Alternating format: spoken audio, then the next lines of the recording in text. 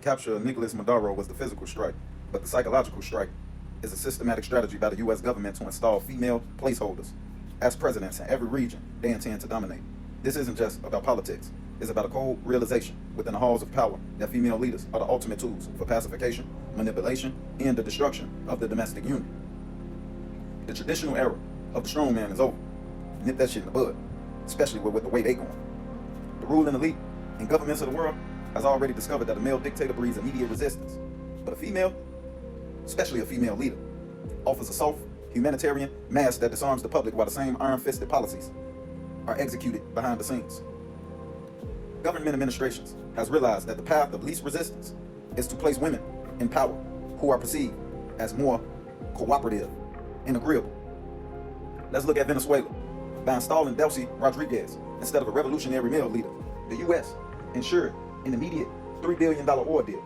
They chose someone who knows the system, but lacks the independent military backing to say, hell no, to Washington.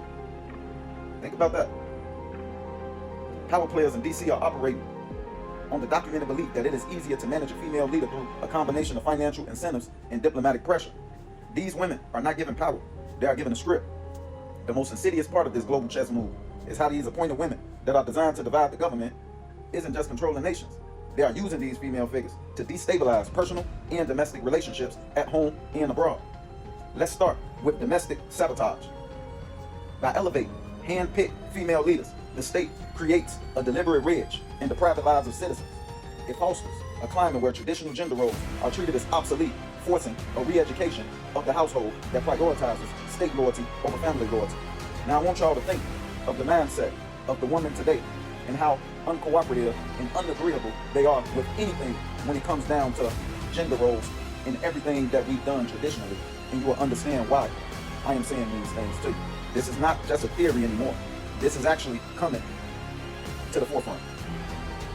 In every country where these women are placed, Mexico, Japan, Venezuela, the state uses them to push policies that prioritize individualism and state reliance. Not y'all union. It's time for y'all to wake up. It shatters the personal bonds between men and women, leaving the population isolated, distracted by gender, infighting, and easier for a central government to manage. Now let's get into the global board and the moves in progress. We're going to start with move one, the South American pivot. Delcy Rodriguez is the face of the new Venezuela, ensuring the oil flows to America while the men who would have fought for sovereignty are sidelined or labeled extremists. Move two, the North American fortress.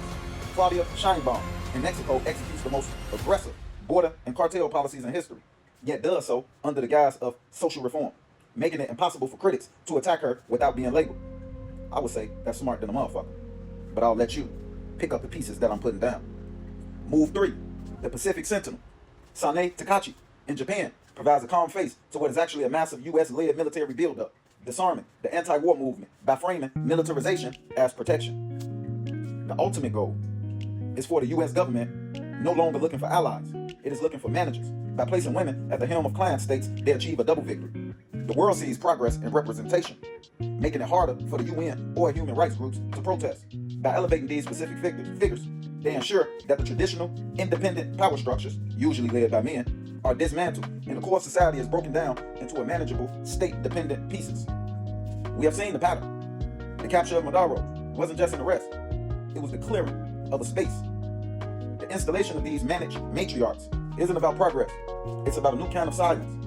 By the time we realize these leaders are following a script written in Washington, the ink on the resource contracts will be dry and the oil will be already flowing to the U.S. and anywhere else they see fit. But the most dangerous part of this strategic placement of these women isn't what it does to foreign borders. It's what it does to your dinner table. They are betting on the fact that you will be so distracted by the new face of power that you won't notice the old chains being tight. I'll give you a good example. That black councilwoman that got everybody in a frenzy. She's strategically placed. They want a society where you look to the state for your identity rather than your partner, your parents, or your children. They are weaponizing gender to ensure that while the world looks stable on the TV screen, our homes are more divided than ever. Don't mistake a change in the mass for a change in the mission. The global elite have made their move. They have positioned their queens. They have pulled the strings. Now the move is yours. Will you accept the managed narrative, or will you see through the puppet show and protect the only thing they can't truly control, which is your own very life, your family, your children, your relationships, your community? And you're right to the truth. Puppets are dancing and they're going to keep dancing. But it's time we start watching the show and start looking at who's holding the strings so we can start doing the things we need to do for ourselves to exact the change that we need. Because change ain't going to happen as long as we dependent on the same old people to produce this change for us. We have to do it ourselves. Like, share, and subscribe for more content. We're going hard all 2026, so I might even lose this page.